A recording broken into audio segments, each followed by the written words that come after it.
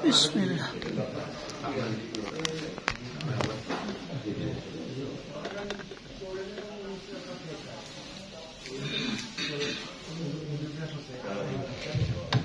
Bismillah. Allah Ta'ala wa ta'ala tadhakkur tadhkira wa al-intifa' wa ifadah istifadah wa hasrat al-rasul kitabillah sunnatul rasul ma'al amal bihima yaitu maradati al-thawab yusraqi wa sufati mandal mu'tin bi'afiyat wa syashufina rasulillah Sayyidina Muhammad bin Abdullah sallallahu alaihi wa bayihi wa yafanihi anbiya al-musayin wa zuwaji wa dhuriyati wa ahli baiti ajma'in jami'ita bimbisa awliya ulama wa syuhada wa salihin wa syahidin barakatihim wa turahim wa turahim وعلومهم ونفعات الدين والدنيا الآخرة وبكل نية صالحة في خيرات الدنيا والآخرة صفات من دون فيها فيها والطيب بفضل ورضا نصيحة كاملة أرزاق ربنا حسن البرية على من نوى نبينا محمد صلى الله عليه وسلم والصلاة والسلام على حضرة النبي محمد صلى الله عليه وسلم سأسرار الفاتحة إياك نعبد وإياك نستعين غير المغضوب عليهم ولا الضالين والتوفيق ولوالدي وللمؤمنين آمين بسم الله الرحمن الرحيم الحمد لله رب العالمين وبه نستعين على أمور الدنيا والدين وصلى الله وسلم على أشرف الأنبياء والمرسلين سيدنا نبينا حبيبنا شفيعنا وقرة أعيننا محمد وعلى آله وصحبه أجمعين وعلى جميع التابعين لهم بإحسان إلى يوم الدين وعلينا معهم وفيهم برحمتك يا أرحم الراحمين أما بعد وقالوا سبحانك لا علم لنا إلا ما علمتنا إنك أنت العليم الحكيم رب اشرح لي صدري ويسر لي أمري واحلل عقدة من لساني يفقهوا قولي آمين والحمد لله. Alhamdulillah Allah SWT masih berkenan melimpahkan nikmat karunia kepada kita semua, bil khusus nikmatul iman Islam serta sehat walafiat, sehingga dengan itu kita masih diizinkan oleh Allah SWT untuk melaksanakan segala aktivitas kegiatan kita bil khusus dalam rangka beribadah pada Allah SWT. Kemudian kita masih melanjutkan dari pembahasan lalu daripada kitab Ihya Ulumuddin. Terakhir masih dalam kitab Asraris Shalah. Terakhir kita masih dalam membahas beberapa masalah terkait dengan sholat, itu ukufil muqtadi waral imam, masalah makmum, posisi makmum di belakang imam. Kemudian juga masbuk, kalau tidak salah sudah kemarin masalah masbuk ya. Kemudian sekarang masalah itu fi mutafariqati masailil faitati wal jamaah. Satu masalah itu tentang mutafariqat, bermacam-macam masalah-masalah sholat qada atau faitah ini sholat yang ketinggalan, faitah yang futuh, faitah wal jamaah, dan sholat jamaah. Manfaatatu sholatu dhuhri ila waqtil asri, orang yang luput dari dia sholat duhur sampai waktu asar, fal yusalli dhuhra awalan, maka hendaknya dia sholat duhur pertama kali, tsummal asra, kemudian baru sholat asar. Fa in ibtada'a bil asri ajza'ahu, kalau dia mulai dengan sholat asar dulu baru sholat duhur boleh. Walakin tarakal aula, akan tapi dia meninggalkan yang utama, waqtahama syubhatal khilaf, dan dia hendak masuk kepada syubhatal khilaf, kepada syubhatnya khilaf antara para ulama. Begini, jadi orang yang luput sholat duhur sampai waktu asar, ya, itu sama baik sengaja atau tidak sengaja, bedanya yaitu tadi ya dosa dan tidak dosa. Tentu kalau sengaja, alhamdulillah dia dosa. Kalau tidak sengaja ketiduran sebagainya sampai luput, sampai asar, ya jelas tidak dosa karena ketiduran. Luput sholat duhur sampai waktu asar, maka hendaknya dia sholat duhur dulu, kemudian asar. Afdolnya, tidak wajib begitu, tapi afdolnya sholat duhur dulu baru asar. Makanya beliau katakan ini tada abil asri, kalau dia mulai dengan asar dulu, tak apa-apa. Ajza'ahu, boleh. Ya, kalau dia mulai dengan asar dulu, boleh. Akan tapi dia meninggalkan yang utama, karena utamanya tertib, zuhur dulu, baru asar. Dan dia kalau membalik seperti itu, asar dulu, selain dia meninggalkan yang utama, dia masuk ke syubhat khilaf. Khilafnya bagaimana? Karena dalam mazhab Hanafi, tertib antara sholat yang sudah ketinggalan dan sholat yang punya waktu, atau beberapa sholat yang ketinggalan. Ada beberapa sholat yang ketinggalan, ada zuhur, ada asar, ada macam-macam beberapa sholat.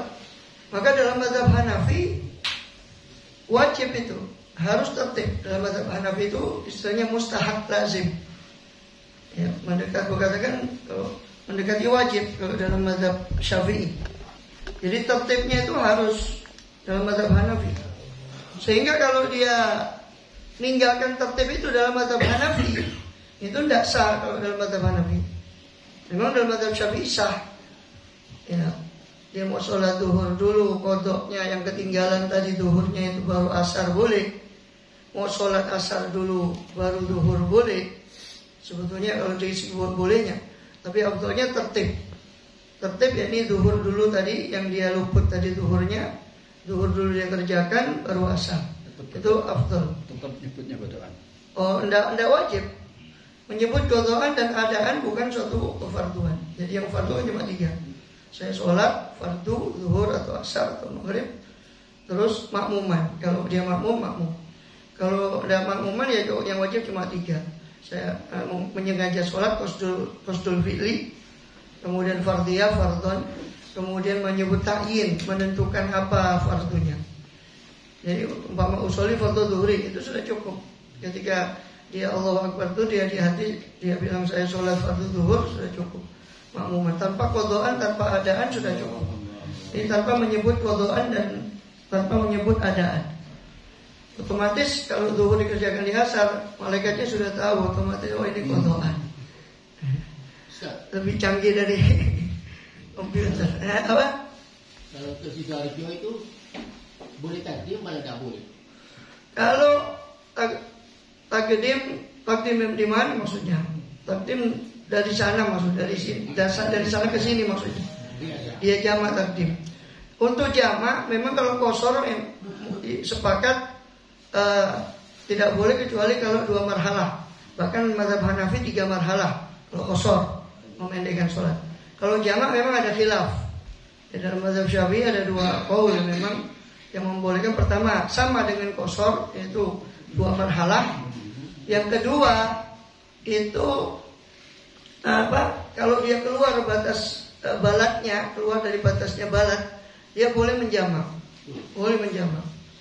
Ya, kalau jamak sekedar jamak ya, bukan qashar. Kalau qashar sepakat tidak boleh kan, kecuali 2 marhalah.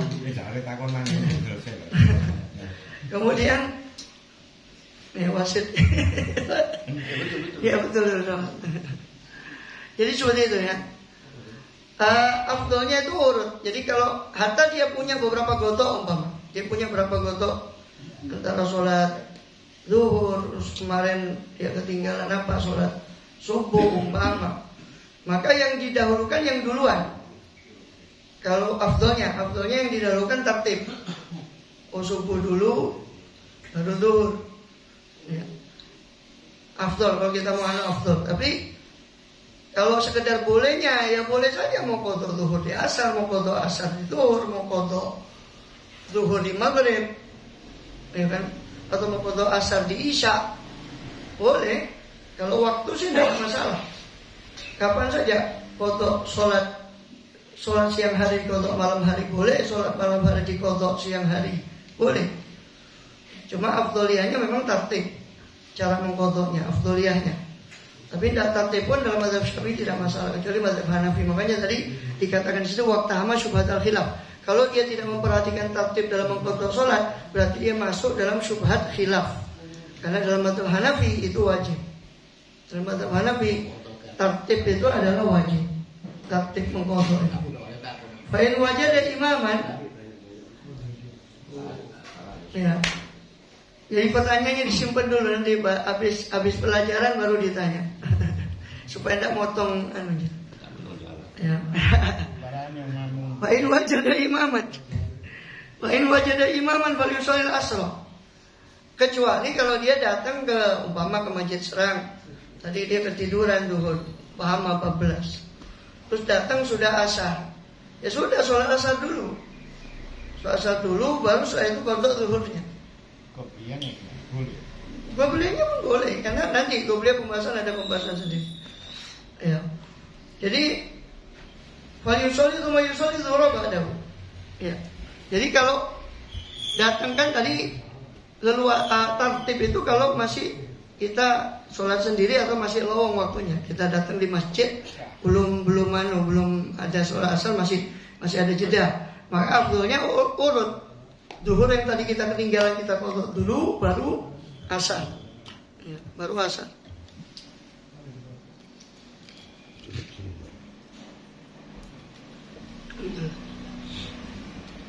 Jadi kalau kita waktu masih leluasa, afdolnya urut.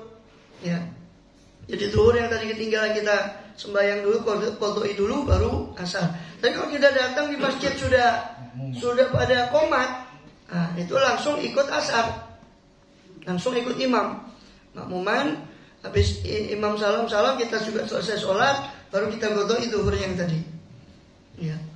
Dan prinsipnya yang sekedar perlu diketahui bahwa bedanya kan tadi kan kita sudah katakan ya, antara dosa dan tidak dosa, sengaja dan tidak sengaja. Kalau kita ada uzur memang ketinggalannya sudah ketiduran, sebetulnya prinsipnya kita masih boleh menunda qadha sebetulnya. Boleh menunda qadha kita. Mau diqadha nanti malam boleh prinsipnya. Tapi kan paling enak kan langsung supaya enggak ada hutang kan gitu. Langsung ditunaikan. Itu lebih afdal. Cuma bicara kalau ada uzur memang qadhanya masih boleh ditunda. Kalau dia tidak ada uzur, naudzubillah, seorang yang taubat dulunya pernah atau sebelum itu dia pernah meninggalkan sholat, maka dia harus segera mengqadha'i sampai habis dia punya sholat itu. Kemudian lain wajar imam final jamaah bil ada ya ulah, sebab berjamaah dengan adaan dengan tunai itu lebih utama. Wa in sholat munfaridan fi awal waktu itu ma'adroka jama'atan. Jika dia sholat munfarid, sholat sendirian di awal waktu, kemudian dia nututi jamaah. Asalnya dia masuk masjid, umpama gambaran kasusnya ya. Jamaah di masjid yang resmi itu yang awal tadi sudah habis kan. Yang di awal waktu tadi sudah pada habis. Sudah zikir, sudah bubar. Terus kita datang udah nututi, sudah tidak ada orang tidak tengok, tidak ada yang diajak jamaah, kita sholat sendiri. Allahu Akbar. Tiba-tiba datang rombongan. Mau berjamaah sholat di situ, di masjid itu. Nah, kita kan sudah kadung takbir. Nah, maka sholat kita masuk ke jamaah itu. Jadi sholat kita masukkan kepada berjamaah dengan jamaah yang baru datang tadi itu. Tanpa membatalkan. Ya, di hatinya dirubah. Saya makmuman pada makmuman gitu saja pada jamaah tersebut saya. Dia sengaja memasukkan itu. Boleh. Ya. Kemudian atau tadi ya sholat tadi kan kalau sholat sunnah ya qobliyah kemudian tiba-tiba tidak lama qomat ya, kalau dia masih tinggal sedikit ya dia takfif, dia ringankan sholatnya, dia masuk jamaah. Kalau tidak ya dia batalkan sholat sunnahnya, masuk jamaah seperti kan sudah qomat ya. Karena kalau sudah qomat tidak ada sholat lagi kecuali ilal fardhah. Idza uqimatus shalah fala sholata ilal fardhah. Kalau sudah diikomatkan sholat, maka tidak ada sholat lagi kecuali sholat fardu. Maka kalau dia masih masih baru mulai dan sholat sunnah qobliyah langsung batalkan, dia masuk sholat fardunya. Kalau dia tinggal sedikit ya dia ringankan sekiranya masih nututi takbiratul ihramnya imam si imam ini ya dia ringankan salam dia masuk jamaah. Jarak tidak pengen. Lebih? Jarak yang Oh enggak ada masalah di masjid. Suruhnya kan di masjid, tidak ada masalah. Tidak perlu dia. Ya kalau ada dekat dia mau masuk sofnya dekat sekiranya tidak terlalu banyak gerak ya silakan dia mau masuk sof. Orangnya di depan situ jam pembuangannya ya dia tinggal melangkah. Kalau tahu jauh ya tidak perlu, dia tetap di situ. Ya. Kemudian nawas sholata Allah yahtasibu akmalahuma. Jadi Allah atau mensombong awal waktu mengatur ke jamaah. Atau ini juga kasus juga bisa dalam arti sholat iadah. Ya, sholat mengulang, dia sudah sholat di awal waktu, kemudian di masjid dia masih nututi jamaah.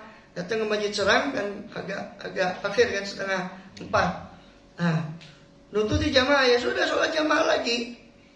Atau tadi munfarid, ini sholat jamaah. Allah yahtasib akmalahuma. Allah menilai, memberi pahala kepada yang paling sempurna di antara keduanya. Fa inna wa fa'itatan tatawwan jaza. Kalau dia niat sholat qadha, yang kedua ini dia niati sholat qadha atau niat sholat sunnah, boleh juga.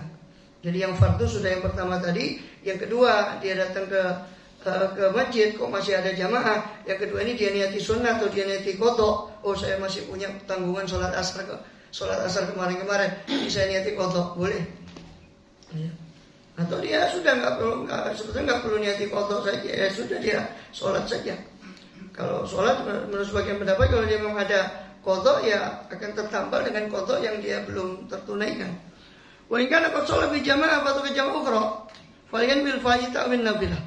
Kalau dia sudah sholat jamaah di kampungnya, terus datang nututi jamaah lain di masjid lain, ya datang ke masjid lain tiba-tiba masih ada jamaah di situ.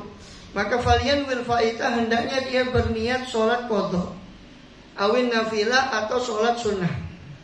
Fa'adatul mu'addati jamaah bil jamaati maratan ukhra la wajalau, sebab mengulang mu'adda sholat yang ditunaikan di jamaah di satu jamaah maratan ukhra di kali yang lain itu la wajalau, tidak ada alasan bagi dia. Innama tamala dzalika li tarki fadl jamaah, hanya saja utumila dzalika terkandung kemungkinan itu tadi. Kemungkinan untuk ada itu untuk darki fadilatil jamaah. Untuk mengulang itu adalah untuk menututi, untuk menjangkau keutamaan jamaah. Adapun kalau dia sudah berjamaah di sana, kata menurut pendapat Imam Ghazali tidak perlu lagi dia niat jamaah mengulang sholat yang sama, asar perlu, cukup dia niati qadha saja. Kalau dia barangkali punya tanggungan sholat asar, dia niati qadha atau nafil atau sholat sunnah.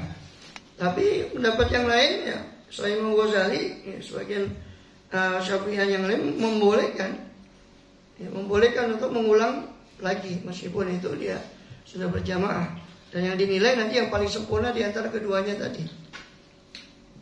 Adapun apa namanya itu kan tentang qadha ya tadi, qadha dan jamaah ya, untuk sholat fardu. Nah, kalau sholat sunnah memang kita dianjurkan juga untuk mengqadha sholat sunnah. Ya, dari mana? Karena Rasulullah sendiri SAW sebagaimana di Sahih Bukhari, beliau pernah habis asar kok sholat lagi. Rasulullah SAW ditanya sama istrinya Ummu Salamah, ya Rasulullah bukankah ya dengan ini melarang ya untuk sholat lagi setelah asar? Nah, maka Rasul dibilang tadi katanya banyak wufud, banyak tamu-tamu yang datang untuk berbaiat pada beliau dan sebagainya. Setelah duhur tadi kata beliau, tadi banyak tamu, saya lupa belum sholat setelah duhur tadi. Ini sholat sunnah setelah duhur. Nah itu tadi yang kamu lihat itu tadi, yaitu ba'diyah duhur, itu sholat setelah duhur saya tadi. Saya kerjakan setelah asar. Artinya dari situ ulama membolehkan untuk mengambil hukum bolehnya orang mengqadha amal sunnah. Nah, amal sunnah kalau dia sudah kebiasaan mengerjakan, tiba-tiba karena satu udzur dia ketinggalan, ini boleh dia qadha. Seperti duha biasa ketinggalan, biasa mengerjakan terus tiba-tiba luput, boleh dia qadha. Pokoknya yang punya waktu ya, yang punya waktu itu boleh ikut. Duha, ya. Niatnya. Niatnya ya tetap niat. Kalau subuh diambil satu ba'da subuh. Niat. Kalau niatnya tidak ada masalah. Tidak ada dia tidak ada kuliah. Ya qobliyah tetap. Qobliyah duhur. Kayak qobliyah asar ya sudah, niat qobliyah asar. Sudah. Arba'ah rakaat atau rakaatain boleh. Ya, qadhaan adaan kan tidak wajib. Qadhaan adaan itu tidak wajib diucapkan. Ya. Jadi apapun itu sholatnya, baik itu mau qobliyah subuh, mau qobliyah asar, dilakukan setelah subuh, setelah asar boleh. Ya.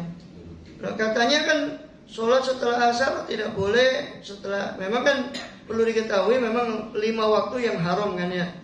Ada 5 waktu yang diharamkan sholat, yaitu setelah sholat asar, ini salam sholat asar, sudah tidak boleh lagi sholat. Setelah sholat subuh, ini salam sholat subuh. Menjelang terbit matahari sampai terbit sempurna 1 tombak, itu juga tidak boleh sholat. Menjelang terbenam matahari sampai terbenam sempurna, itu tidak boleh sholat. Satu lagi istiwa, waktu matahari di tengah-tengah pas, yaitu 3 menit sebelum zuhur. 3 menit sebelum zuhur itu tidak boleh sholat. Nah, kok Nabi tadi sholat? Dikecualikan dalam mazhab, terutama dalam mazhab Syafi'i, dikecualikan sholat yang punya waktu yang mutaqaddim, punya sabab yang mutaqaddim. Sholat yang punya sabab yang mendahului, maka boleh dikerjakan di waktu-waktu tersebut. Seperti tadi mengqadha. Namanya mengqadha kan ada sababnya. Loh, kenapa kamu sholat habis asar? Oh, tadi saya biasanya qobliyah asar. Ternyata saya datang terlambat, tidak nututi untuk sholat sunnah qobliyah asar. Ya sudah, ini saya kerjakan untuk qadha qobliyah asar tadi. Boleh, karena ada sabab yang mendahului. Nah, tapi kalau tiba-tiba sholat di waktu yang haram tadi, itu tidak boleh karena tidak ada sabab. Jenazah, boleh jenazah. Hatta sudah sholat asar, sholat jenazah, karena ada sabab. Kenapa mau sholat? Ada jenazah, ada sabab yang mendahului. Nah, sholat yang punya sabab yang mendahului ini, ya, sholat yang punya sabab yang mendahului ini boleh dikerjakan meskipun waktu-waktu yang haram sholat, meskipun di waktu-waktu yang haram sholat. Nah, pengecualian untuk istiwa itu di hari Jumat. Seperti kemarin sudah kita pernah singgung di bab Jumu'ah kemarin. Khusus di hari Jumu'ah maka tidak ada waktu haram untuk istiwa, karena orang pada di masjid. Dan itu sedang biasanya mereka sibuk dengan sholat ketika istiwa. Maka dikecualikan, itu dikecualikan. Untuk hari Jumat, istiwa itu dikecualikan hari Jumat, tidak haram walaupun istiwa. Dikecualikan lagi di haram Makkah. Maka tidak ada waktu yang haram untuk sholat. Semuanya boleh untuk sholat.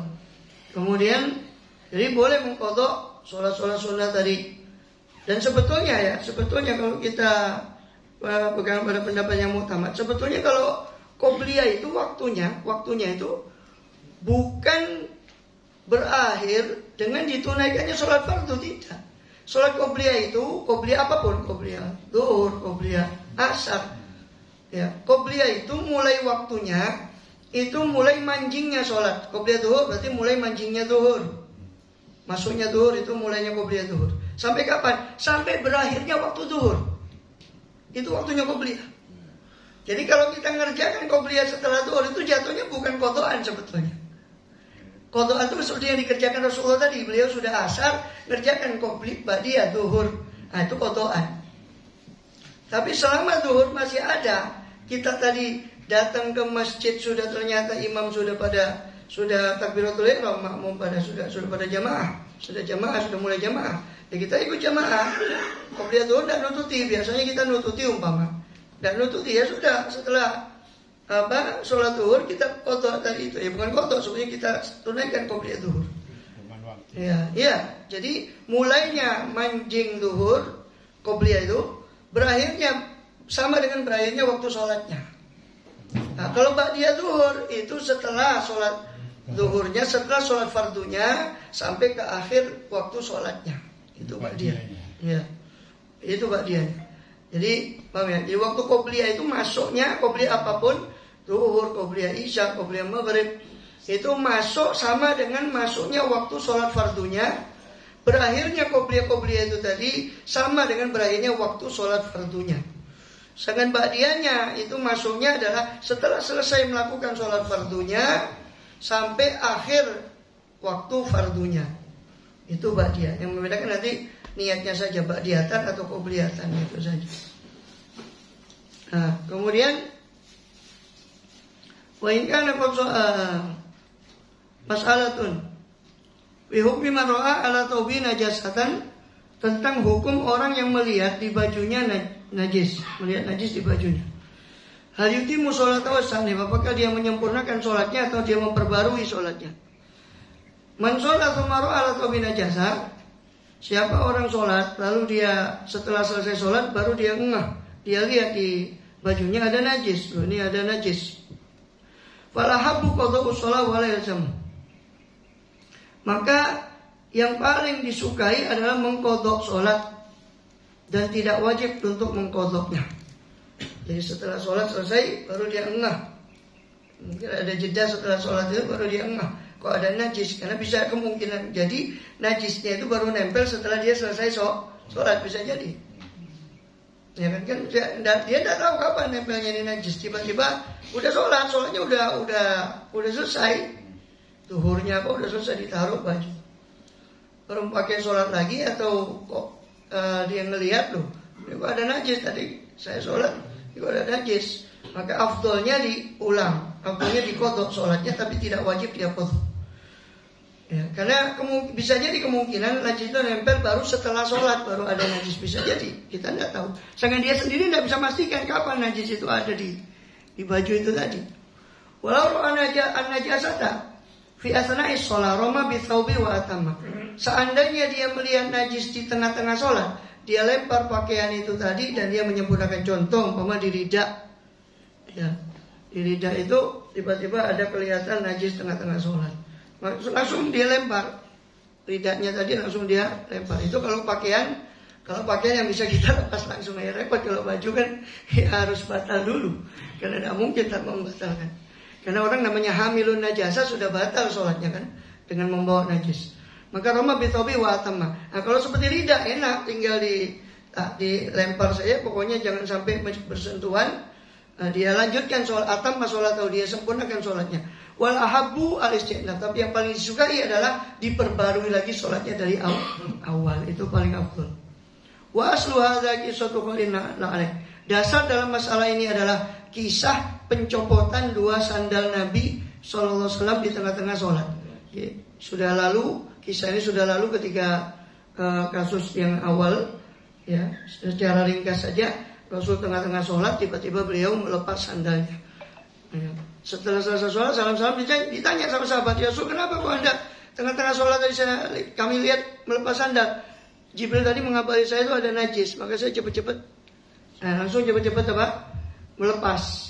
Dan Rasul menyempurnakan sholatnya, cepat-cepat dilepas, cepat-cepat langsung disempurnakan, tidak dibatalkan oleh beliau.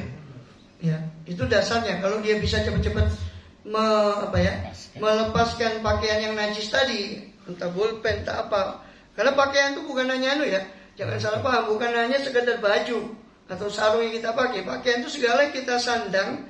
Namanya pakaiannya orang sholat itu berarti masuk kacamata, kalau kita kelupaan kita pakai dalam sholat, itu hanya pakaian. Atau kita bawa di sini, kita bawa HP umpama. Nah, apa yang kita sandang di dalam sholat ini namanya hukumnya pakaian, gitu. Pakaian sholat. Jadi apapun itu ya harus suci. Pulpen kita bawa sini, ya harus suci, ya nggak kena daripada najis. Ya, itu. Jadi itu yang dimaksud pakaian. Nah, kalau seperti pakaian-pakaian aksesoris yang bisa langsung dibuang, seperti pulpennya umpama dia bisa jatuhkan, langsung dia jatuhkan sehingga dia bisa menyempurnakan sholat. Kenapa bisa menyempurnakan sholat? Karena dia cepat-cepat menjatuhkan itu sehingga tidak dianggap membawa najis. Tapi kalau dia terlalu lama, maka dia dianggap membawa najis, maka batal sholatnya dengan membawa najis. Nah, itu dasarnya adalah kisah mencopotnya Rasul SAW akan dua sandal beliau. Haitsu akbaru Jibril, yang mana Jibril mengabari beliau SAW bi anna aiman najasatun, bahwasanya pada sandal beliau itu terdapat najis. Fa inna sallallahu alaihi wasallam lam yastanib sholat, sebab Rasulullah SAW pada saat itu tidak memperbarui sholat. Beliau saat itu tidak memperbarui sholatnya, tapi langsung melanjutkan sholatnya. Sallallahu alaihi wasallam. Masalah fi hukmi sujudi sahwi, hukum sujud sahwi. Man taraka tasyahud al-awwal awil qunut, aw taraka sholata ala Rasulillah sallallahu alaihi tasyahudi, aw fa'ala fi'lan sahwan wa kanat as-sholatu tabtulu bi amdihi aw syakka. Nah, di sini beliau menyebutkan beberapa penyebab daripada sujud sahwi. Siapa yang meninggalkan tasyahud awal, awil kunuta, atau meninggalkan kunut subuh, atau kunut witir di akhir Ramadan. Karena kalau kunut nasilah kan tidak apa-apa, meninggalkan dari kerjakan, tidak ada kaitannya sama sujud sahwi kan. Kunut yang kaitannya sama sujud sahwi adalah kunut yang merawatib. Kunut rawatib itu ya kunut subuh sama kunut separuh akhir Ramadan. Itu kalau di witir, kunut di akhir witir di separuh terakhir Ramadan. Itu kunut yang menyebabkan sujud sahwi kalau ditinggalkan. Autaroka sholat ala Rasulillah sallallahu alaihi wasallam fi tasyahud awal, atau dia meninggalkan sholawat kepada Rasulullah SAW di tasyahud awal, atau meninggalkan sholawat di kunut. Baca kunutnya tapi tidak baca sholawat. Wassallallahu alaihi wasallam Muhammadin bil ummi. Itu masuk meninggalkan sebagian abad, meninggalkan abadus sholat, yang mana ini dikenal dengan namanya sunnah abad. Dari kata ba'dun ini sebagian, karena seolah-olah karena ditunjukkan dengan kalau meninggalkan sunnah-sunnah ini berarti dianjurkan sujud sahwi. Seolah-olah kan sunnah-sunnah ini penting, melebihi sunnah-sunnah yang lain di dalam sholat. Itu ditunjukkan dengan syariat memerintahkan, walaupun pemahaman mazhab Syafi'iyah, syariat memerintahkan orang yang meninggalkannya itu untuk sujud sahwi. Maka sunnah itu disebut sebagai sunnah abad, karena dia dari kata ba'dun, separuh, hampir-hampir wajib, maka disebut sunnah abad. Lain sunnah abad tadi, maka itu sunnah hayat. Sunnah abad cuma itu tadi, tasyahud awal beserta duduknya, beserta sholawatnya itu, kemudian kunut beserta sholawatnya kepada Nabi SAW kepada di kunut, beserta sholawat kepada keluarga Nabi di kunut, beserta sholawat pada sahabat Nabi di kunut. Itu sunnah abad. Jadi umpama dia sholawat di kunut tapi cuma wassallallahu ala nabi, nggak pakai wa ala alihi washabihi, itu tetap dia meninggalkan sebab ba'dul ba'di, dia meninggalkan sebagian dari sunnah abad. Tetap dia sujud sahwi walaupun dia baca kunut, baca sholawat wassallallahu ala nabi gitu saja, nggak pakai wa ala alihi washabihi, itu sujud sahwi. Ini saya pertegas gini supaya paham, ya, supaya rinci. Kenapa? Karena bukan berarti cuma baca kunut saja dan baca sholawat, oh berarti bebas dari sujud sahwi. Enggak, tetap ketanggungan sujud sahwi karena dia tidak baca sholawat di kunut. Ya. Jadi tasyahud awal duduknya plus sholawat Nabi SAW di tasyahud awal, kunut plus sholawatnya baik kepada Nabi SAW, kepada keluarganya, kepada sahabatnya di kunut, plus berdirinya kunut, itu masuk sunnah abadnya. Kemudian sholawat kepada keluarga Nabi di tasyahud akhir, itu termasuk sunnah abad. Salawat pada keluarga Nabi SAW di tasyahud akhir, ini namanya sunnah abad.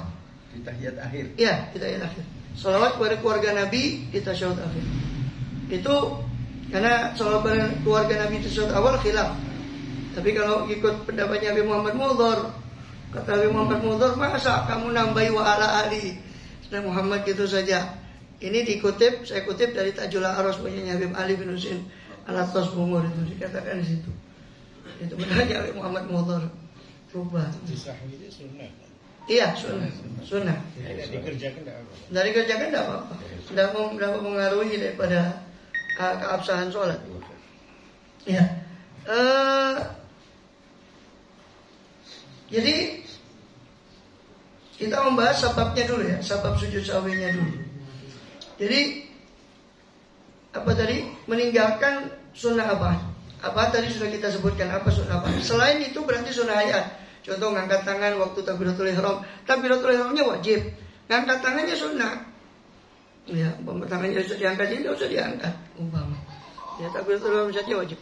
Ngangkat tangan mau apa? Mau rukuk. Ya Allahu Akbar. Ngangkat tangan bangun dari rukuk sampai Allahu Akbar. Ngangkat tangan ketika habis tasyahud awal, Allahu Akbar. 4 ini ngangkat tangan ini sunnah hayat semua. Pokoknya selain sunnah abad itu namanya sunnah hayat. Sunnah hayat tidak mengakibatkan kesunahan sujud sahwi. Tidak mengakibatkan kesunahan sujud sahwi atau tidak mengakibatkan sujud sahwi. Sunnah hayat tadi cuma kehilangan keutamaan sunnah gitu saja. Kalau dia meninggalkan sunnah hayat. Jadi penyebab pertama sujud sahwi yang beliau sebut, yang disebut oleh Imam Ghazali adalah meninggalkan sunnah hayat. Itu yang beliau katakan mulai dari man taraka tasyahudal awal sampai sallallahu fit tasyahudil awal. Sampai situ tuh bisa disatukan dengan kalimat meninggalkan sunnah hayat. Sunnah abad, maaf. Meninggalkan sunnah abad. Au fa'ala fi'lan sahwan. Atau dia melakukan satu perbuatan lupa. Perbuatan secara lupa. Wa kanati sholatu tabtulu bi amrihi. Dan adalah sholat itu bisa batal dengan kesengaja, dengan menyengaja melakukan yang lupa tadi.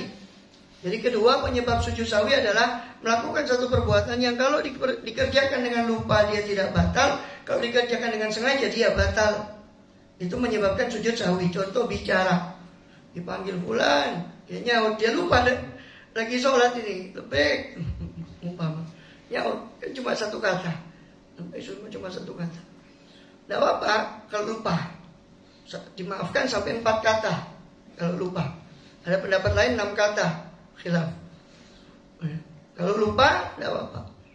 Nah, jadi tapi sujud sahwi umpama tadi kan lupa dia sedang sholat, dia nyaut lebih dalam umpama dia nyaut, maka kan lupa dia lagi sholat. Nanti sujud sahwi. Kenapa? Karena mengucap seperti itu adalah perbuatan yang kalau dikerjakan dengan sengaja batal, tapi kalau dikerjakan dengan lupa tidak batal. Orang yang mengerjakan perbuatan semacam ini dalam sholat, dia mengakibatkan sujud sahwi. Ketiga, au syakka, atau dia ragu, falam yadri, sehingga dia tidak ngerti sholat saking khusyuknya sholat 3 rakaat atau 4 rakaat, sholat salatan arba'an. Ya. Apa sholat 3 atau 4? Maka dia ambil yang yakin, akhadha bil yakin wa sajada sajdah sahwi qabla salam. Maka dia ambil yang yakin, yang yakin adalah 3, karena keempat belum tentu, karena dia ragu. Lalu dia nanti nambah 1 rakaat kalau memang sholatnya 4 rakaat, zuhur, asar, umpama, isya. Lalu dia nanti sujud 2 kali sujud sahwi sebelum salam. Fa in nasiya, jika dia lupa, ya, atau sampai situ dulu ya. Jadi paham ya. Jadi kalau mengerjakan salah satu dari 3 penyebab tadi yang disebut oleh Imam Ghazali, karena meninggalkan tasyahud awal, meninggalkan qunut, meninggalkan sholawat pada Rasul, itu kita satukan dalam kalimat meninggalkan sunnah abad itu supaya lebih ringkas. Ya, jadi pertama meninggalkan sunnah abad atau ba'dul ba'di atau sebagian abad. Ya. Kemudian yang kedua mengerjakan satu pekerjaan yang kalau dikerjakan dengan sengaja batal, kalau dikerjakan secara lupa tidak batal. Jadi contohnya ngomong tadi yang lupa. Kemudian ragu, ya, ragu mengerjakan tentang rokaat atau sesuatu, bukan hanya rokaat ya, ragu ini dia sudah ruku atau belum, umpama. Apakah tiba-tiba sujud? Ya kadang-kadang namanya orang lupa kadang-kadang. Saya sudah ruku apa belum, atau ruku sudah ketinggalan, ya. Dia ragu apakah sudah baca Fatihah atau belum, ya. Ragu syak tentang sesuatu daripada rukun tadi atau rakaat sholat 3 atau 4, maka diambil yang yakin. Nah, diambil yang yakin, dia nanti kalau mengerjakan salah satu dari 3 penyebab sujud sahwi ini, maka dia harus dianjurkan melakukan sujud sahwi sebelum salam. Sebelum salam sujud 2 kali, ya, baru kemudian salam. Nah, sunnahnya posisi duduk yang asalnya harusnya kan tawarruk kalau dia sudah rakaat terakhir. Tapi kalau karena dia masih ada tanggungan sujud sahwi, dia duduk iftirash. Ya. Karena duduk tawarruk ini hikmahnya untuk mengunci, karena sudah tidak ada gerakan lagi. Ini gerakan akhir sudah dalam sholat. Itu makanya tawarruk, untuk mengunci. Kan orang agak repot mau gerak kalau sudah tawarruk. Kalau iftirash masih leluasa bergerak. Nah, karena orang yang masih punya tanggungan sujud sahwi, ya, tanggungan tentu bukan wajib ya, sujud sahwi itu sunnah. Ya, nanti saya membahas tentang masalah itu, belum kita bahas masalah sunnah dan wajibnya sujud sahwi. Kemudian dia punya tanggungan sujud sahwi, maka dia duduknya iftirash supaya dia memungkinkan gerak untuk sujud sahwi sebelum salam. Nah, sebelum salam, setelah innaka hamidum majid, dia baca doa mena'udzubika min adzabil qabr sebagainya, tinggal salamnya saja dia sujud 2 sujud. Tidak usah baca apa-apa, memang tidak ada warid sebetulnya bacaan, cuma ulama mengistihsan, menganggap bagus kalau membaca subhana man la yanamu wa la yashu atau man la yanamu wa la yansa. Ya, itu bagus karena sesuai dengan sifat lupa kita. Kita mengakui mensucikan Allah yang Allah itu maha tidak lupa, yang maha tidak tidur dan tidak lupa. Ya, kemudian fa inna nasiya, kalau lupa juga sujud sahwinya juga lupa. Setelah salam baru ingat tadi tidak sujud sahwi, boleh ba'da salam. Mahma itu, ba'da salam. Fa inna nasiya ba'da salam. Kalau lupa sujud sahwinya maka setelah salam. Mahma tadzakkara, jika dia ingat alal kurbi, di waktu dekat. Ingatnya di waktu dekat. Jadi belum lama dari salam langsung ingat. Ini belum sujud sahwi, dia boleh. Ya berarti niat masuk lagi dalam sholat, dia sujud sahwi, dia ulangi salamnya berarti. Ya. Fa'in sajada pada salam wahda, tetapi ini resikonya. Kalau dia sujud setelah salam, terus dia tengah-tengah itu hadas, batalat sholatuhu, batal sholatnya. Karena posisinya dia berarti masuk lagi dalam sholat. Wa innahu lamma dakhala fi sujud, karena sesungguhnya ketika dia masuk lagi dalam sujud, karena ja'ala salamahu nisyanan, maka seolah-olah dia menjadikan salamnya yang tadi itu lupa, fi ghairi mahallih, di selain tempatnya salam, falam yahsulit tahallul bihi, maka tidak terhasilkan tahallul dengan salam.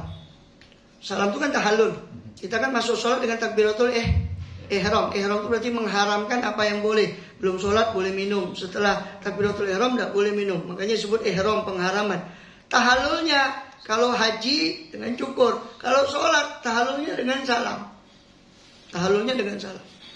Maka dengan dia posisi masuk lagi dalam sholat, karena lupa belum sujud sahwi, dia sujud lagi, berarti posisi dia masuk lagi dalam sholat. Maka seolah, kata Imam Ghazali, seolah salamnya tadi dianggapnya muspro, tidak berguna untuk menutup sholat. Berarti dia akan menutup lagi salam kedua lagi, salam lagi nanti setelah itu, setelah sujud sahwi. Nah, kok tengah-tengah sujud sahwi batal, ya sudah batal sholatnya, pulang lagi dari awal sholat. Nah, kemudian wa'ada ila sholat, dan berarti dia kembali kepada sholat. Ya, belum tahallul berarti kembali kepada sholat. Falidzalika istanibu salam pada sujud. Oleh karena itu dia harus mengulang salam setelah sujud. Fa in tadzakkara sujud sahwi ba'da khurujihi minal masjid wa ba'da tulil fasal faqad fata. Nah, jika dia ingat ya sujud sahwi setelah keluarnya dari masjid atau setelah panjangnya jeda, faqad fata, maka telah luput sujud sahwinya. Kalau sudah jedanya panjang baru ingat belum sujud sahwi, ya sudah kasep. Ya sudah. Gimana soalnya tadi tetap sah meskipun tanpa sujud sahwi. Cuma sujud sahwi itu ada nilai plus lagi karena itu sunnah dari Rasul, dan kata Rasul juga sahwi itu sujud sahwi itu adalah dzarbali syaitan, pukulan untuk syaitan. Jadi ada keutamaan sendiri. Ya cuma ya tetap sah sholatnya, tidak usah lupa sujud sahwi, tidak usah bingung. Dan memang ini kita sampaikan di beberapa pertemuan di masjid-masjid, karena bagian orang awam menganggap seolah tidak sujud sahwi itu tidak sah sholatnya. Oh tidak, saya bilang sujud sahwi itu sunnah. Ya, tidak sujud sahwi ya tetap sah sholatnya tadi. Ya cuma tidak afdol karena meninggalkan sujud sahwi. Satu-satunya kasus yang di situ sujud sahwi adalah wajib adalah kasusnya kalau kita sebagai makmum, kita berimam, kita wajib ikuti imam kalau imam sujud sahwi. Contoh apalagi kita masbuk. Kita tidak ngerti, nggak ngikuti imam, kan namanya masbuk kan nggak ngikuti imam dari awal. Kita tidak ngerti apa kesalahannya si imam sehingga kok tiba-tiba imam sujud sahwi. Tidak usah gerundal, opo-opoan imam itu sujud sahwi ikut, sudah ikut sujud. Ya. Nah, terus apakah nanti ngulang? Ya disunahkan ngulang sujud sawinya nanti sebelum salam. Ya, sujud sawi lagi baru salam. Ya, nggak ngulang pun nggak apa-apa. Kecuali lagi kalau kesalahannya terjadi walaupun kita masbuk setelah kita berpisah dari imam sudah salam baru terjadi kesalahan, kita sujud sawi sendiri. Tapi kalau kita posisi ngikuti imam, jangan kita sujud sawi sendiri. Kalau imam tidak sujud sawi, karena walaupun sujud sawi sunnah, sama juga tasyahud awal juga sunnah. Tapi tasyahud awal dengan sujud sawi sunnah yang kalau kita tinggalkan imam ngerjakan, atau sebaliknya imam ngerjakan kita tinggalkan, sholat kita timpang. Ini namanya sunnatun fahishatul mukhalafah. Sunnah yang kalau kita menyalahi imam di sunnah ini, sholat kita dengan imam timpang. Sunnah yang seperti ini kalau kita meninggalkan, kita batal sholat kita walaupun posisi amaliyah tadi sunnah. Ya, Allahu a'lam bishawab. Ya. Besok akhir Rebo Kasar sebaiknya bisa dijelaskan sekaligus ibadah apa yang kita kerjakan hari Rabu besok sebelum terakhir pengajian ini. Terima kasih. Ya sebetulnya tentang bulan Shofar itu kan ada dari zaman jahiliyah juga ada semacam kepercayaan. Makanya Rasul SAW di dalam sabdanya kan menolak. Ya, jadi poin yang perlu saya jelaskan pertama kali masalah bulan Shofar ini, dan ini masih banyak simpang siur terutama orang awam ya. Yang katanya bulan Shofar bulan bala ya, atau bulan sial ya. Bukan seperti itu sebetulnya, tapi yang betul itu yang saya cuma mengutip di Kanzun Najah Wasurur. Di situ dikatakan beliau Sohibul Kitab itu mengutip dari para aktab, para aulia mengatakan bahwa di akhir Rebo Shofar itu Allah menampakkan daripada bala itu yang akan datang setahun kepada Gutub, wali Gutub. Ya, jadi bukan bala cuma ada di bulan Shofar terus bulan lain tidak ada bala, bukan itu. Mohon maaf, ini ada sebagian salah persepsi di masyarakat. Bukan itu, tapi diturunkannya untuk setahun ke depan itu memang di akhir Shofar. Adapun balanya bisa terjadi di Maulid, bisa terjadi di bulan Rajab, bisa terjadi di Jumadil Awal. Cuma ditampakkan pada Gutub ini tadi ya, atau untuk tahun depan itu di akhir Shofar itu di Rebo ya, orang Jawa bilang Rebo Wekasan, Rebo terakhir di bulan Shofar. Dan itu walaupun hadisnya dhaif ya, di tafsir ada yang mengkaitkan dengan fi yaumin nahsin mustamir. Nah, hari nahas yang mustamir itu menurut sebagian penafsiran itu hari Rebo ya, di Shofar, di akhir Shofar itu tadi. Itu yaumin nahsin mustamir, hari nahas yang berketerusan, berkepanjangan. Nah, kemudian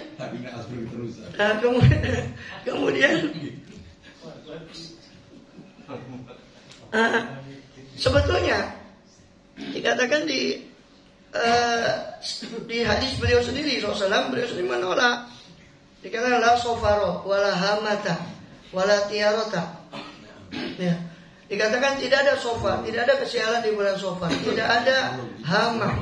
Ya, hama itu yani semacam jin ya, yang mengganggu, yang konon katanya mereka itu dulu ketika perjalanan khawatir diganggu di padang pasir semuanya. Wala hamata wala tiaroh, tidak ada juga tiaroh percaya kepada nasib buruk daripada beburungan. Ada burung ini, ada orang mati, ada burung ini, ada maling, ada burung ini. Itu tidak ada. Termasuklah Shofar kata Rasulullah. Tidak ada sebenarnya kesialan di bulan Shofar. Makanya para ulama menamakan Shofarul Khair. Kan ada yang mengubah sedikit jadi dhofar, bukan Shofar tapi dhofar. Shotnya diganti dho. Dho itu berarti dhofar itu berarti keberuntungan, bukan Shofar tapi dhofar, keberuntungan. Makanya tafaulan itu percaya kepada pertanda baik. Itu salah kita tuh banyak ya, macam ya dalam tanda kutip tamasya atau ya itu di akhir Shofar itu. Itu untuk apa? Untuk bukan masalah ngajarnya ya, kita iktidaan, kita nggak punya niat baik ya, kita yang punya niat baik mereka kita gandol sama niat mereka ya. Tapi yang pasti niatnya itu kan supaya mengikis itu tadi. Dan memberikan pada orang awam. Mereka itu memberikan pendidikan pada orang awam. Ini loh saya belajar. Ya orang awam kan melihat, oh Habib ini, ini berarti sehingga kepercayaan kepada kesialan seolah melekat dengan kesialan dan sebagainya. Itu hilang dari masyarakat. Itu. Adapun amalia soalnya banyak seperti Yasin dan sebagainya, baca surah Yasin. Ya, Assalamualaikum warahmatullahi wabarakatuh, dia ulang 313 atau lebih, dia ulang Assalamualaikum warahmatullahi wabarakatuh, dia doa. Ya boleh mau sholat sunnah, ya sholat hajat saja, sholat daful bala atau apa, memang tidak ada sholat khusus. Kenapa? Karena ada hadisnya maudhu. Nah, artinya kalau mau kita sholat di waktu itu, ya sholat hajat, sholat duha, sholat hajat, ya itu saja. Ya, kemudian itu diantara intinya namanya bala itu dan tiap rebo, sebagaimana di Sahih Muslim dikatakan Allah menciptakan khalaqal makruh yaumul thulatsa. Allah menciptakan sesuatu yang tidak nyaman itu pada hari Selasa. Maka dikatakan makanya kita ada anjuran dan itu ada doanya kalau itu Ummaya bala minal bala qabla nuzulna sama itu. Ya Allah itu ada hadisnya itu. Itu dibaca di hari Selasa. Jadi artinya semua antisipasi daripada kita punya sodako, kita punya ya salah satunya kan harapan kita kan menarik segala kebaikan hissi atau maknawi, ya menolak segala madharat hissi atau maknawi. Kapanpun itu kita lakukan, kita sholat duha, kita sholat ya benteng itu benteng yang sudah biasa kita lakukan. Ya orang harus punya tameng, itu hubungan dengan Allah SWT, bukan hanya maksudnya bukan hanya di sofarnya saja. Ya, sofarnya silakan dia mau sholat daful bala, dia mau baca surat Yasin tadi, karena Yasin 5 qiraat lah menurut apa yang niatnya orang yang membacanya. Allahu a'lam bishawab. Ya nanti rebu ini ya berarti ya. Akhir sofar ini. Allahu a'lam bishawab. Mengenai sholat yang digodok tadi. Nah, ya. Wajib atau tidak wajib? Sholat sunnahnya? Bukan, itu apa namanya itu tadi? Utama. Sahwi, sujud sahwi. Oh, sujud sahwi. Ya. Sujud sahwinya? Sujud sahwi. Tidak wajib, sunnah, tidak wajib. Tapi kok ini harus diganti, kok banyak keterangan Ustaz ini harus. Iya, artinya kan. Pukul setan. Enggak, artinya memang itu kan anjuran dari Rasul begitu. Rasul dari sekian perlakuan Rasul terhadap kok beliau sujud sahwi, ulama di situ kan menyimpulkan, oh ternyata sabab-sabab sujud sahwi itu ini. Kenapa perlu kita jelaskan? Ya, ada yang luput tadi, bagus ya. Ada yang luput tadi gini. Jangan sampai kita mohon maaf, sujud sahwi tanpa sabab yang mengharuskan, dalam tanda kutip, bukan mengharuskan berarti wajib ya. Mengharuskan. Jadi jangan sampai sujud sahwi tanpa ada sabab. Jadi sujud sahwi itu bukan semua sujud sahwi. Cuma 3 sabab tadi yang mengakibatkan sujud sahwi. Ya kan, kita tidak ngangkat tangan, tidak perlu sujud sahwi. Kita lupa baca surat setelah Fatihah, tidak perlu sujud sahwi. Kita baca Subhanallah azim, lupa baca Subhanallah azim, tidak perlu sujud sahwi. Yang sujud sahwi cuma 3. Kita perlu jelaskan itu. Ya, walaupun itu sunnah, tetapi kan ya namanya sunnah kan harus ya gimana dilakukan juga kan. Bukan untuk ditinggalkan, kan untuk dilakukan. Maka kita ketika dilakukan orang kan perlu petunjuk kapan kita ini sujud sahwi lah. 3 sabab tadi yang mengakibatkan sujud sahwi, meninggalkan sunnah ba'ad, kemudian melakukan satu perbuatan yang kalau sengaja dia batal, kalau tidak sengaja dia tidak batal, kemudian ragu-ragu tentang sesuatu rukun atau rokaat. Nah, 3 sebab ini yang mengakibatkan orang boleh atau dianjurkan untuk melakukan sujud sahwi. Karena akibatnya mohon maaf, kalau dia tanpa sebab tiba-tiba sujud sahwi malah batal sholatnya. Kenapa? Menambah rukun ini bisa membatalkan sholat. Tidak ada apa-apa tiba-tiba sujud sahwi. Ini batal sholatnya. Menambah rukun sebab. Menambah satu rukun sengaja termasuk hal yang membatalkan sholat. Sebagaimana mengurangi rukun sengaja juga membatalkan sholat. Kalau setelah salam kita diingatkan sama makmum bahwa antum tadi tanpa kunut, apa bisa kita sholat sujud sahwi? Setelah salam jeda, yang penting jedanya. Setelah salam kalau jedanya tidak terlalu panjang boleh kita masuk lagi. Jadi kita niat lagi masuk dalam sholat, Allahu Akbar, kita sujud. Tapi ya resikonya tadi itu kalau tengah-tengah itu batal, sholat kita tadi batal. Kalau umpamanya imamnya tadi tidak sujud sahwi, tidak kunut, kita makmum, apa kita bisa sujud sahwi? Enggak perlu sujud sahwi. Kita kunut sendiri. Imamnya tidak kunut, kita kunut sendiri. Iya. Kita kunut sendiri. Iya. Enggak perlu, kalaupun itu terjadi kita imamnya tidak kunut, kita biasa kunut. Terus kita lupa kita kunut di situ. Apa perlu sujud sahwi? Ya tidak perlu, imam dan sujud sahwi jangan kita sujud. Tidak pakai kunut kita ikut sujud. Jangan sujud sendiri, malah kita ngada-ngada ini. Ya, makmum bertentangan dengan imam, tidak bisa. Ya, imam tidak sujud, kita jangan sujud sahwi sendiri. Wallahu a'lam bishawab.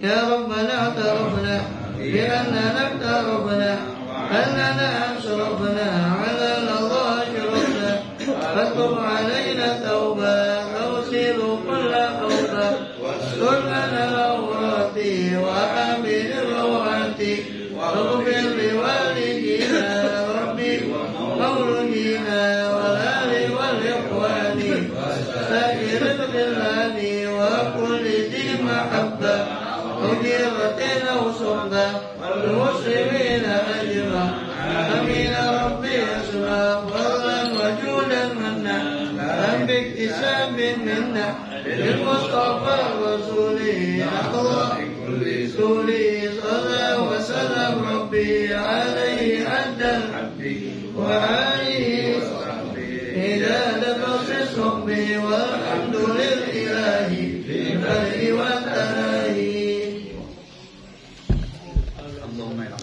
اللهم يا كافي البلاء من البلاء قبل تفريج السماء يا الله يا الله يا الله يا الله الله